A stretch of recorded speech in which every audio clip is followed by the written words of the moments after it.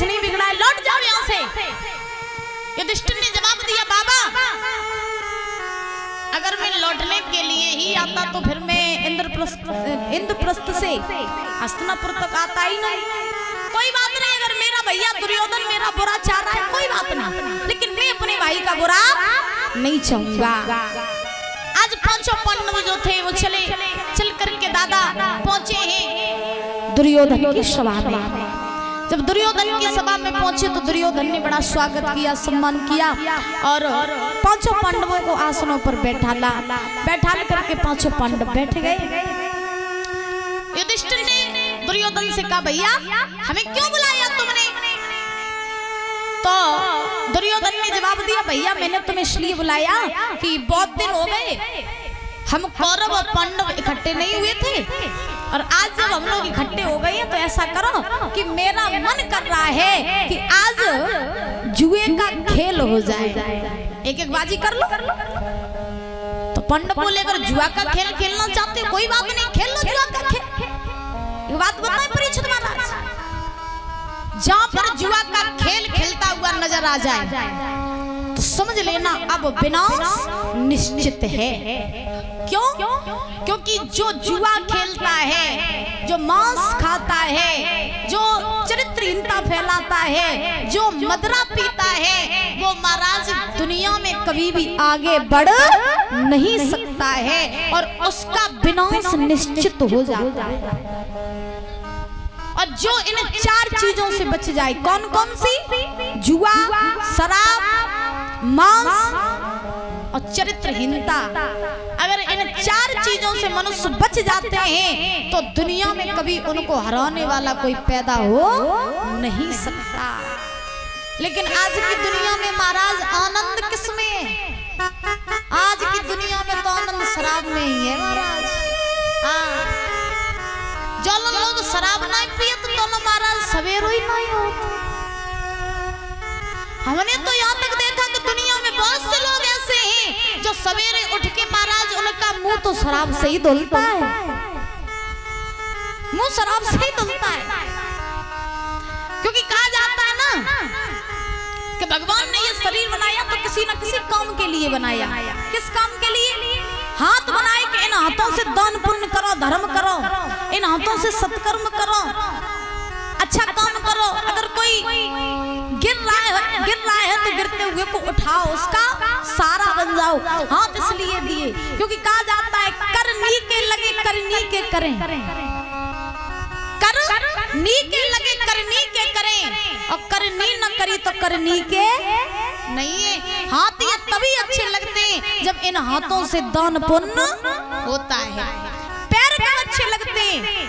पग नीके लगे तीरथ को गए मैया, पग नीके लगे तीरथ को गए, और तीरथ पे न गए तो पग नीके नहीं है। पैर कब अच्छे लगते हैं? पैर तब अच्छे लगते हैं जब इन पैरों से चल करके हम तीर्थों पर मंदिरों में जाते हैं। लेकिन आजकल क्या है? आजकल बुजुर्गों क्या है? क्या पग नीके लगे ठेका पे गए, और ठेका पे न गए तो पग नीके नहीं। हाँ, आजकल तो मोए तो वही अच्छे लगे जब ठेका पे जाए। अब भैया कौन समझाए कि मदरा पीने से, शराब पीने से घर का विनाश होता है। आप पियोगे, आपके बच्चे भी पिएंगे, और घर में अगर एक बार बुराई हो जाए ना तो महाराज 3-4 पीढ़ियों तक बुराई चलती है, छूटती नहीं है। इसीलिए कभी भी जिंदगी में ऐसा काम मत किया करो जो असर आपके बच्चों के ऊपर पड़ जाए, क्योंकि बच्चों को बिगाड़ने वाले और बच्चों को सुधारने वाले कोई बाहर के नहीं होते, केवल और केवल बच्चों के माँ बाप होते हैं। ये बात मेरी गांठ बांध लेना मेरी माँ। हमने अपनी आंखों से देखा, कलयुग यहाँ तक पहुँच गया कि महाराज अगर बाप तम्बाकू भी खाते होंगे ना तो तम्बाकू के लिए बच्चा को 10 रुपया दिए कि चलिए जाओ दुकान से तम्बाकू ले आ, तो बच्चा तम्बाकू लेने के लिए जाएगा तब बाप को देगा आकर के। अब तुम बच्चों से ऐसे कार्य करवा रहे हो तो बताओ तुम करोगे फिर तुम्हारे बच्चे भी करेंगे, और जब बच्चे करेंगे तो फिर तुम बुढ़ापे में मूड पकड़ के बैठी हो, ये परमात्मा बच्चा बहुत बुरा निकल गया, अब करे तो करेगा। अब क्या करोगे? भुगतो। फिर तो तुमने है अब भैया सर तुम्हारे बच्चों के ऊपर है। कहीं ना कहीं माँ बाप ही बच्चों के दुश्मन बन जाते हैं। लोग ये कहते हैं कि बच्चों के ऊपर संगत का असर आता है। हमने सुना है कि लोग ये कहते हैं कि बच्चों के ऊपर संगत का असर होता है। दादा, बच्चों के ऊपर कभी संगत का असर नहीं होता है। बच्चों के ऊपर जो भी असर होता है वो केवल और केवल घर परिवार का होता है। क्यों? अगर आपने अपने बच्चों के अंदर संस्कार अच्छे डाले होंगे, अगर आपने अपने बच्चों के अंदर गुण अच्छे डाले होंगे, तो अच्छे बच्चे को हजार राक्षसों के बीच में खड़ा कर देना, वो जैसा अच्छा गया था वो अच्छा ही वापस लौट के आएगा। और अगर आप किसी बुरे बच्चे को, जिसने जिंदगी में कुछ देखा ही नहीं बुराई के सिवा, अगर आप बुरे बच्चे को हजार संतों के पास में खड़ा कर देना, तो जैसा बुरा बन के गया था बुरा बन के ही वापस आएगा। और न मानो तो कभी प्रैक्टिकल करके देख लेना,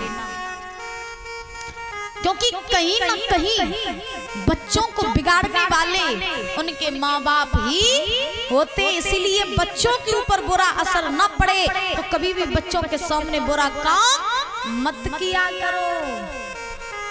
ठीक है भैया? तो आज ध्यान रखना, दुर्योधन ने पांडवों से कहा भैया बहुत दिन हो गए कौरव पांडव इकट्ठे नहीं हुए थे, तो आज जुआ का खेल खेल लो। तो युधिष्ठिर बोले खेलना चाहते हो तो खेल लो, दोनों हाथ हो जाए। तो जुआ के खेल की तैयारी हुई। जब तैयारी हुई तो महाराज कौरवों की तरफ मामा शकुनी हो गए और पांडव अकेले हो गए। खेल की बाजी प्रारंभ हुई और जब खेल की बाजी खिली तो सबसे पहले महाराज युधिष्ठिर ने दांव में सबसे पहले अपने मेल दुमेला लगाई।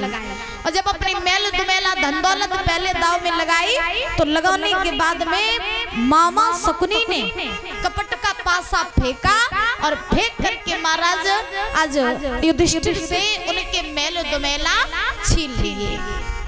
जैसे ही छीने अब तो पूरी सभा में हंसी होने लगी कि ये युधिष्ठिर जो है ये तो पहला ही दाव हार गए, आगे ये क्या करेंगे।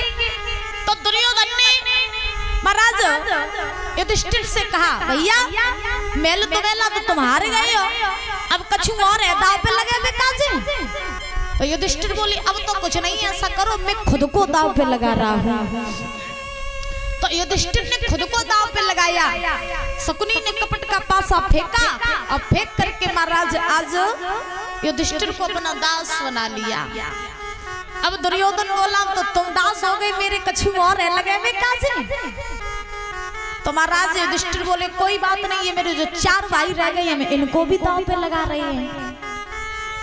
तो दादा ध्यान रखना, आज युधिष्ठिर ने अपने 4 भाइयों को भी दांव पे लगा लिया। अब लगाने के बाद में मामा शकुनी ने फिर से कपट का पासा फेंका और फेंक करके महाराज 4 भाइयों को भी दुर्योधन ने अपना दास बना लिया। यहाँ तक कि 5 पांडव जो थे वो महाराज दुर्योधन के दास बन गए। अब दास बनने के बाद में दुर्योधन ने युधिष्ठिर से कहा भैया अब तो तुम 5 मेरे दास हो गए, अब कछु और है दाव पे लगे बेकाजी। युधिष्ठिर बोले नहीं नहीं भैया अब तो कछु मेरे पास में नहीं है। तो मामा शकुनी ने इशारा किया अब क्या सोच रही हो दुर्योधन, अब सही समय आ गया कि चलते ही टाइम में द्रौपदी को भी मांग लो, द्रौपदी को भी जीत लो। तो महाराज दुर्योधन ने युधिष्ठिर से कहा अबे तुम सब कुछ कहाँ आ रहे, अबे एक चीज तो तुम्हारे पास रह ही गई। तो युधिष्ठिर बोले कौन सी? दुर्योधन कहने लगा द्रौपदी। अभी द्रौपदी को तो तुमने दांव पे लगाया ही नहीं। सो जो द्रौपदी का नाम दुर्योधन ने लिया तो महाराज भीम रहे पांडवों में सबसे बलवान।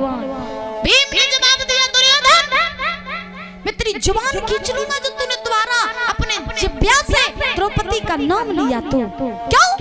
तुझे नहीं पता वो तेरी मां समान भाभी है और तू ये चाहता है कि द्रौपदी बीच सभा में आकर के खड़ी हो जाए।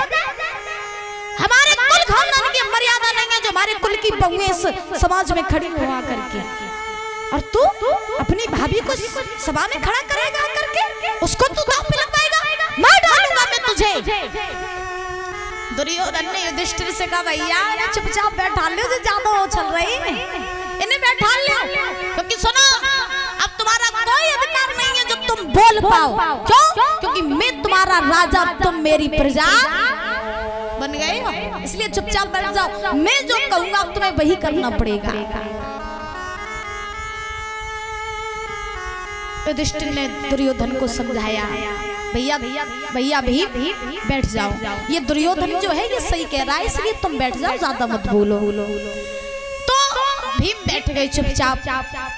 अब युधिष्ठिर ने कहा ठीक है, अगर तुम द्रौपदी को भी दांव पे लगवाना चाहते हो कोई बात नहीं, मैं द्रौपदी को भी दांव पे लगा रहा हूँ। तो महाराज आज युधिष्ठिर ने द्रौपदी को भी दांव पे लगा दिया और लगा करके मामा शकुनी ने कपट का पासा फेंका, फेंक करके द्रौपदी को भी जीत लिया।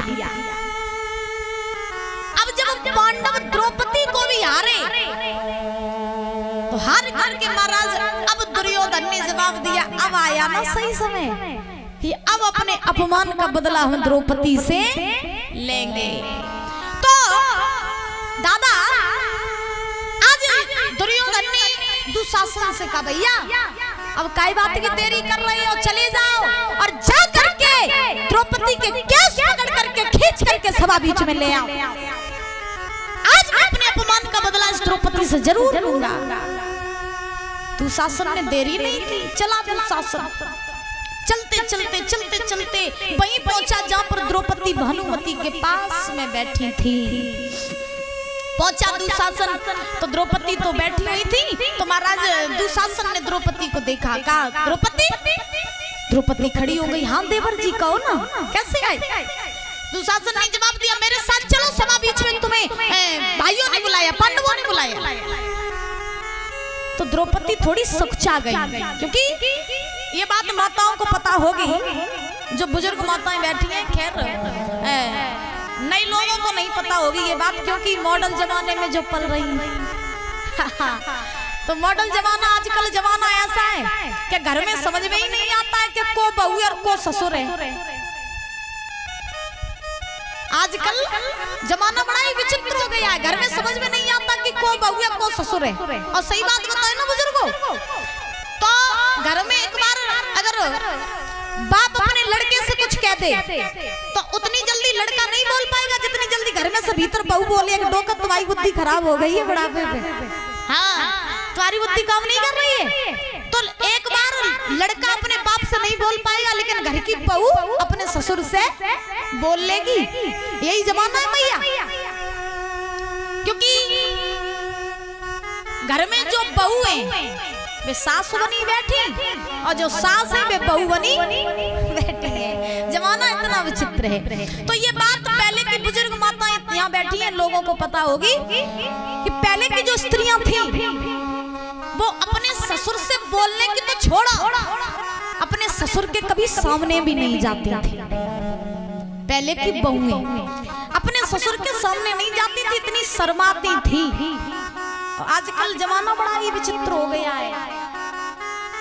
तो ध्यान रखना महाराज, द्रौपदी ने दुशासन से कहा भैया देवर जी ऐसा हो ही नहीं सकता कि सभा बीच में मेरे पति मुझे सभा में बुला, क्योंकि मेरे कुल खानदान की मर्यादा ही नहीं है जो हमारे कुल खानदान की बहुएं सभा बीच में खड़ी हो जाए जाके, इसीलिए तुम यहाँ से लौट जाओ। दुशासन ने जवाब दिया सुनो, अच्छी तरीके से समझा रहे हैं, मानो तो मान लो और न मानो तो जबरदस्ती भी करना जानते हैं। द्रौपदी समझ गई कि आज मेरे साथ कुछ ना कुछ गलत होने वाला जरूर है, समझ गई द्रौपदी। तो पहले का संबंध जो था ना देवर भाभी का, देवर भाभी का संबंध पहले बड़ा ही सुंदर था, बहुत सुंदर संबंध था। देवर जो था वो अपनी बड़ी भाभी को अपनी माँ समान समझता था, माँ समान। आजकल तो महाराज ऐसी ऐसी मजाकें चलती हैं जो सुनने में भी शर्म आती है, लज्जा आती है, क्योंकि आज के रिश्ते तो हैं लेकिन आजकल के रिश्तों में महाराज दादा पवित्रता नहीं रही। आज के रिश्तों में पवित्रता नहीं रही बिल्कुल भी। भाई बहन के रिश्ते में पवित्रता नहीं रही, देवर भाभी के रिश्ते में पवित्रता नहीं रही, किसी भी संबंध में कोई पवित्रता नहीं रही। एक बार की आपको बात बताएं, ऐसा प्रमाण मिलता है भागवत जी में कि जब सीता जी का हरण हो गया था और सीता जी का जब हरण हुआ तो रावण जब सीता जी को महाराज लंका में ले जा रहा था तो सीता जी ने सोचा कि न तो मेरे प्रभु श्री राम है न तो भाई लक्ष्मण है, ये रावण मुझे ले जा रहा है तो मैं मेरे प्रभु श्री राम मुझे ढूंढते हुए कैसे आएंगे। तो सीता जी होशियार रहे, चतुर रहे। तो सीता जी ने क्या किया मैया कि जब जाने लगी रावण के साथ तो कहीं अपनी चूड़ी को उतार के फेंक दिया, कहीं पायल को उतार करके फेंक दिया, कहीं चरण पादुका फेंक दी, महाराज कहीं अपनी नाक की नथुनी उतार करके फेंक दी। ऐसे सीता जी को रावण ले गया। मैया अपनी चीजों को फेंकती जा रही है कि सुराग मिल जाए जिसके द्वारा मेरे प्रभु श्री राम मुझे ढूंढते हुए चले आए। तो चलते चलते चलते चलते सीता जी तो पहुंच गई रावण के। अब राम लक्ष्मण जितने भी लोग रहे सीता जी की खोज में सब चल पड़े। एक समय की बात, लक्ष्मण जी के साथ में सीता जी की खोज करने के लिए चले सुग्रीव जी। चलते चलते चलते चलते रास्ते में पहुंचे और जब दादा रास्ते में पहुंचे तो आगे बढ़े तो सुग्रीव जी को सीता जी की चूड़ी मिली। सुग्रीव जी ने चूड़ी उठाई, लक्ष्मण जी से पूछा भैया से बताओ ये चूड़ी किसकी है। लक्ष्मण जी बोले भैया ये चूड़ी तो मेरी भाभी की है, ये चूड़ी मेरी भाभी की है। सुग्रीव जी बोले इसका मतलब सीता जी इसी रास्ते से गई है। और आगे बढ़ो और आगे बढ़े। तो जब और आगे बढ़े तो चलते चलते महाराज रास्ते में सीता जी की पायल मिल गई। सुग्रीव जी बोले पायल किसकी है लक्ष्मण जी? बोले भैया जी मेरी भाभी की है। और आगे बढ़े, बोले इसी रास्ते से ले गया, जो कोई ले गया सीता जी को इसी रास्ते से गई। आगे बढ़े, चरण पादुका मिली। सुग्रीव जी बोले भैया चरण पादुका किसकी है? लक्ष्मण जी बोले भैया मेरी भाभी की है। और आगे बढ़े, चलते चलते चलते चलते सुग्रीव जी को नाक की नथुनी मिली। और जब नथुनी मिली तो सुग्रीव जी बोले लक्ष्मण ये बताओ ये नथुनी किसकी है? तो लक्ष्मण जी की बात सुनो कि लक्ष्मण जी ने क्या कहा। लक्ष्मण जी बोले भैया ये नथुनी की पहचान तो मैं नहीं कर सकता, शायद ये मेरी भाभी की होगी, लेकिन मुझे कंफर्म पता नहीं है कि भाभी की है या किसी और की है। तो सुग्रीव जी मुस्कुराने लगे। सुग्रीव जी बोले अजीब बात है, चरण पादुका मिली तुमने क्या दिया भाभी की है, हाथ की चूड़ी मिली तुमने क्या दिया भाभी की है, पायल मिली तुमने क्या दिया भाभी की है, फिर नथुनी पहचानने में तुम्हें क्या आफत आ रही है? तो लक्ष्मण ने मुस्कुरा करके जवाब दिया भैया क्योंकि आज तक तुम पूछ रहे हो ना नथुनी में क्यों नहीं पहचान पा रहा हूं, तो सुनो नथुनी में इसलिए नहीं पहचान पा रहा हूं क्योंकि आज तक मैंने अपनी भाभी के मुख की तरफ तो देखा ही नहीं। मैंने केवल और केवल अपनी भाभी के चरणों की ही तरफ निगाह करे रहा। मैं आज तक मुख की तरफ तो मैंने भाभी को देखा ही नहीं नजर भर के, इसलिए मुझे नहीं पता ये नथुनी किसकी है। तो पहले रिश्तों में इतनी पवित्रता थी बुजुर्गों। पहले के जो लड़के होते थे वो अपनी भाभी को मां समान मानते थे, लेकिन आजकल सारे रिश्ते नाते बेकार हैं। अगर भाई बहन भी साथ चल रहे होंगे ना तो भी लोग गलत दृष्टि डालेंगे कि ये भाई बहन नहीं है। अगर बाप बेटी भी रास्ते में चल रहे होंगे ना तो भी लोग उनको स्वीकार नहीं करेंगे कि ये बाप बेटी जा रही है। क्यों? क्योंकि आजकल महाराज बुद्धि जो है उसमें पवित्रता रही नहीं, बिल्कुल भी पवित्रता नहीं रही। समाज सब एक सा हो गया, पूरा समाज एक सा हो गया। पहले जमाने में बहुत पवित्रता होती थी, रिश्ते नातों में सभी रिश्तों को इकट्ठा करके रखा जाता था। आजकल तो रिश्ते टूट रहे हैं मेरी माँ। हाँ, तो दुशासन ने द्रौपदी से कहा चलना हो तो मेरे साथ चलो और नहीं चलना हो तो मैं जबरदस्ती ले जाना जानता हूं। द्रौपदी समझ गई आज मेरे साथ कुछ ना कुछ गलत होने वाला है, तो ध्यान रखना मैया। द्रौपदी ने बहुत कहा दुशासन में नहीं जा सकती सभा बीच में, अगर मैं सभा बीच में चली गई तो मैं कहाँ मुंह दिखाऊंगी। तो दुशासन समझ गया कि ऐसे नहीं जाएंगे, तो दुशासन ने द्रौपदी के केस पकड़ लिए। जब दुशासन ने द्रौपदी के केस पकड़े तो केस पकड़ करके आज दुशासन खींच करके घसीट करके द्रौपदी को ले जाने लगा। वो द्रौपदी जिसके रूप को देखने के लिए देवता भी तरसते थे, आज वही द्रौपदी महाराज हस्तिनापुर की गलियों में खींची जा रही है। ले जा रहा है दुशासन द्रौपदी को खींचता हुआ, पकड़ करके ले जा करके मैया के हाथ की चूड़ियां टूट गई, श्रृंगार बिगड़ गया, महाराज तन के वस्त्र फट गए। ले जा रहा दुशासन घसीटता हुआ और ले जा करके महाराज बीच सभा में खड़ा कर दिया। मैया जब बीच सभा में खड़ा किया है ना दुशासन ने द्रौपदी को, तो पूरी सभा एकदम से थम हो गई, पूरी सभा में शांति छा गई। और जब द्रौपदी बीच सभा में जाकर के खड़ी हुई, पांडवों ने गर्दन झुका ली, पितामह भीष्म ने गर्दन झुका ली। महाराज कोई भी द्रौपदी की तरफ निगाह करके नहीं देख रहा है। तो सबसे पहले द्रौपदी कहां पहुंची? अपने 5 पतियों के पास, और अपने 5 पतियों के पास में पहुंच करके जवाब दिया, कहो हम तो तुम्हारी पत्नी है ना, मैं तुम्हारी अर्धांगिनी हूं, और ये दुशासन मुझे खींच करके सभा बीच में ले आया है, और आप लोग यहाँ बैठ करके तमाशा देखोगे। आज मैं यहाँ नगिन की जाऊंगी, मेरी यहाँ इज्जत जाएगी, और तुम यहाँ बैठ करके सब कुछ देखते रहोगे। तो द्रौपदी तो अपने पतियों से बात कर रही है, तब तक दुर्योधन ने जवाब दिया, द्रौपदी आ गई तुम?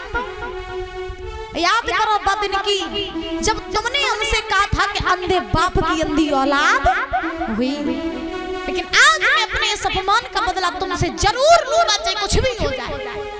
द्रौपदी ने हाथ जोड़ लिए, भैया दुर्योधन छोड़ दे मुझे, मैं तेरी मां समान भाभी हूँ, अगर मेरी लाज चली गई तो लाज मेरी नहीं जाएगी, बल्कि साथ ही साथ लाज तेरी भी जाएगी। क्यों? क्योंकि मैं तेरे कुल की कुलवधू हूँ, इसीलिए मेरी लाज मत जाने दे, मुझे छोड़। दुर्योधन ने जवाब दिया, क्या तुमने मुझे छोड़ा था? जब तुमने ये कहा था कि अंधे बाप की अंधी औलाद हुई, कि तुमने मुझे छोड़ा था? उस दिन तुमने मुझे नहीं छोड़ा, आज मैं भी तुम्हें नहीं छोड़ूंगा। दादा ध्यान रखना, द्रौपदी खड़ी है, सबसे भीख मांग रही है कि मेरी लाज मुझे वापस दे दो, मेरी लाज को आज कोई बचा लो। 5 पतियों के पास में पहुंची, आज तुम तमाशा देखते रहोगे, क्या मुझे बचाओगे नहीं? मेरी इज्जत को बचाओगे नहीं?